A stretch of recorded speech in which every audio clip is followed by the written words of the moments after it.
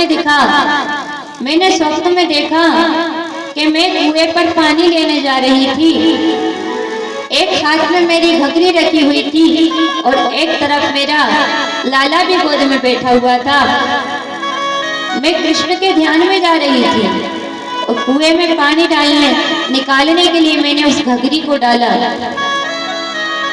परंतु घघरी को तो ना डाल पाई। मैंने घघरी डालते डालते अपने लाला को ही डाल दिया। और वृक्ष पे बैठा था लाला हमारा। कृष्ण ने जैसे ही देखा मैंने अपने लाला को उसमें डाल दिया है, तो उसने कुएं में से मेरे लाला को बाहर ला कर दिया। और मैं लाला को रोकती, उसके पहले ही वो वहां से भाग गया।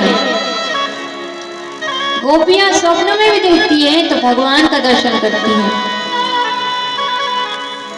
एक गोपी कहती हैं कि मैंने इतना सुंदर माखन बनाया सपने में, और लाला कहता है कि आज मैं तुम्हारे हाथ से ही माखन खाऊंगा। और जो ही मैं माखन का कटोरा लेकर उठी, इतने में ही मेरी नींद खुल गई और लाला को ना देखते हुए मैं रोने लगी। कई प्रकार की सखियां मिलती, गोपियां मिलती हैं, सब अपना अपना सब सुनाती हैं। गोपियां राधा जी के पास पहुंची। उद्धव जी सारी चर्चा सुनते हुए जा रहे थे। एक सखी ने राधा जी से पूछा कि हम सभी को स्वप्न में लाला दिखता है, कृष्ण दिखता है, तुम्हें नींद नहीं आती? राधा जी से कहा तुम्हें स्वप्न नहीं दिखता? जब से भगवान कृष्ण गए थे राधा जी तब से सोई ही नहीं थी। राधा जी की आंखें ही नहीं लगी, रोती रही तब से। राधा जी का शरीर सूख गया था, जैसे कोई फूल सूख जाता है, इस तरीके से राधा जी का स्वरूप हो गया उनकी याद में। और उद्धव जी वहां पर आकर के सभी को बताते हैं, अपना परिचय देते हैं कि मैं मथुरा नगरी से आया हूं, मैं कृष्ण का मित्र हूं और कृष्ण ने आपके लिए संदेश भेजा है। उन्होंने कहा है कि मेरी गोपियों को देखकर आओ, वो ठीक है कि नहीं। मेरा एक बहुत अच्छा सुंदर उपदेश है आपके लिए कि कृष्ण की याद ना करते हुए आप ब्रह्म का ध्यान करें, ब्रह्म का ध्यान लगाएं।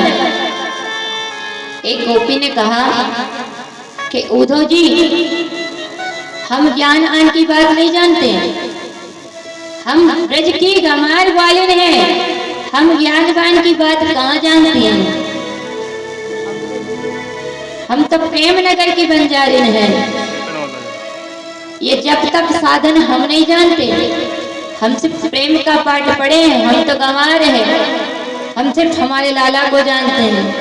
और आप कह रहे हो ब्रह्म का ध्यान लगाएं।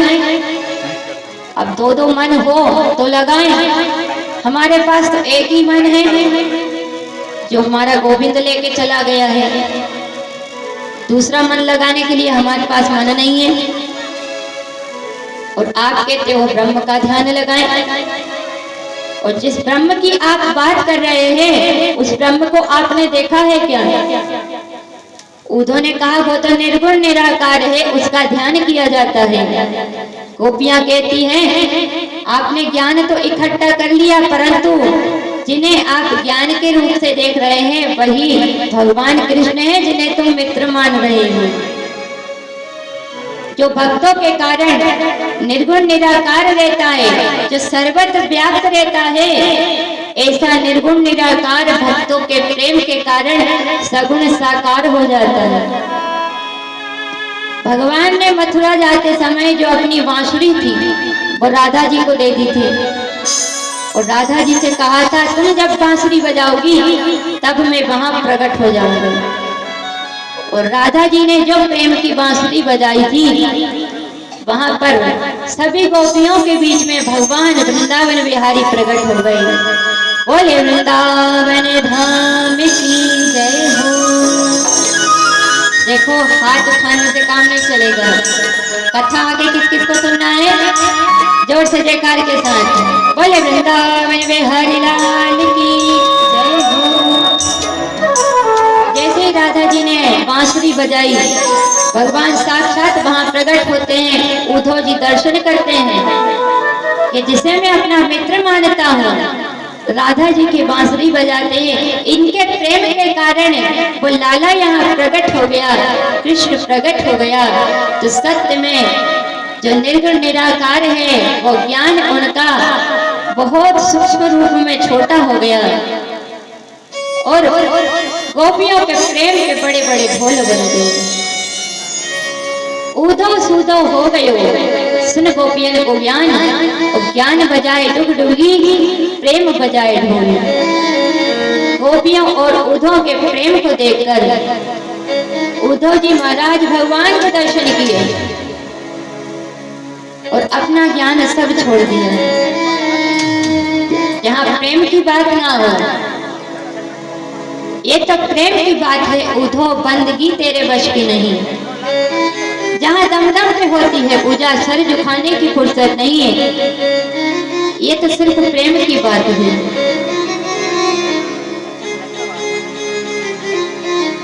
आंख वालों ने तुमको देखा, किसी ने बड़ी सुंदर बात कही कि आंख वालों ने तुमको देखा परंतु दर्शन उसी को उलझाए जिनकी आंखों में वो पर्दा माया का है।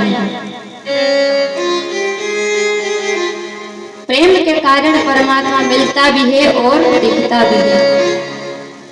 उद्धव इतने भावुक हो गए कि राधा जी से कहने लगे, अब मैं मथुरा नहीं जाना चाहता, अब मैं वृंदावन धाम में ही रहना चाहता हूँ।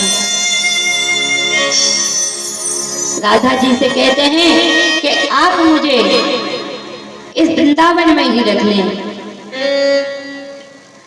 आप चाहें तो मुझे यहाँ का वृक्ष बना दें, आप चाहें तो मुझे यहाँ का पत्ता बना दें, आप मुझे चाहें तो ब्रज की रजधूल बना दें। राधा जी के ही गुणगान करने लगा कि मुझे अब कुछ नहीं चाहिए, मैं सिर्फ भगवान का भजन करना चाहता हूँ। ऐसी साक्षात प्रेम मूर्ति भक्ति प्रकट हो गई और राधा जी से कहने लगे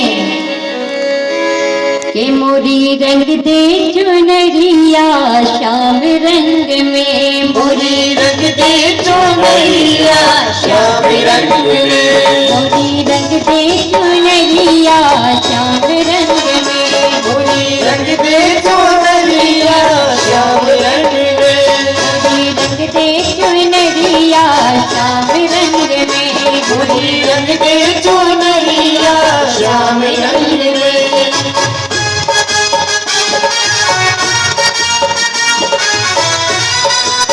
जिसको भगवान के नाम में लगाना है, हाथ उठाकर तालियों की सेवा के साथ भाव प्रेम से।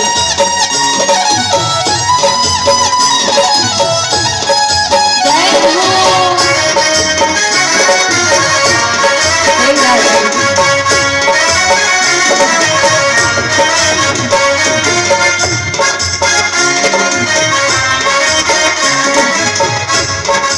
मीरा ने रंग लई तो बदने रंग लई, मीरा ने रंग लई तो बदने रंग लई, मीरा ने रंग लई तो बदने रंग लई, मीरा ने रंग लई तो बदने रंग लई, करवा ने रंग लई श्याम रंग में, करवा ने रंग लई श्याम रंग में, करवा ने रंग लई श्याम रंग में, करवा ने रंग लई श्याम रंग में, मोरी रंग दे चुनरिया श्याम रंग में, मोरी रंग दे चुनरिया श्याम रंग में।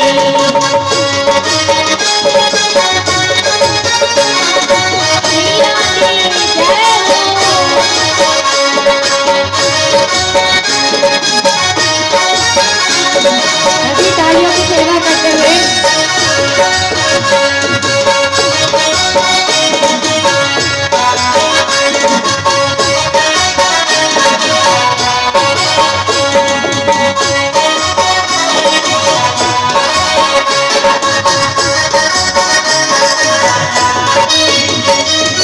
ध्रुव जी ने रंग लई प्रहलाद ने रंग लई, ध्रुव जी ने रंग लई प्रहलाद नाथ जी ने रंग लई ध्रुव जूने रंग लई प्रहलाद ने रंग लई ध्रुव जी ने रंग लई प्रहलाद जी ने रंग लई नरसी ने रंग लई श्याम रंग में बोलो सभी जी ने रंग लई श्याम रंग में नरसी ने रंग लई श्याम रंग में नरसी ने रंग लई श्याम रंग में मोरी रंग दे सुनरिया श्याम रंग में मोरी रंग दे तू नरिया श्याम रंग में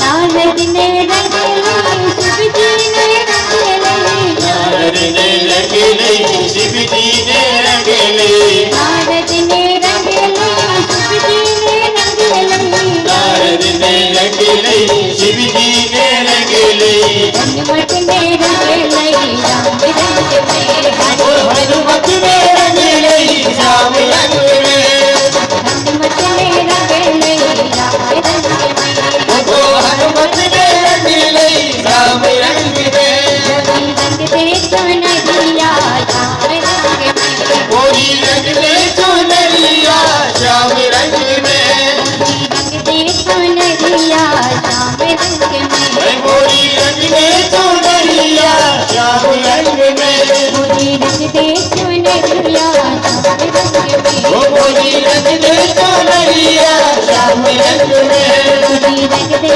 सुनरिया श्याम रंग में ऐ गोरी रंग दे चुनरिया श्याम रंग में मोरी रंग दे सुनरिया श्याम रंग में ओ गोरी रंग दे चुनरिया श्याम रंग में होए श्री वृंदावन बिहारी लाल की जय हो श्री राधे रानी सरकार की जय हो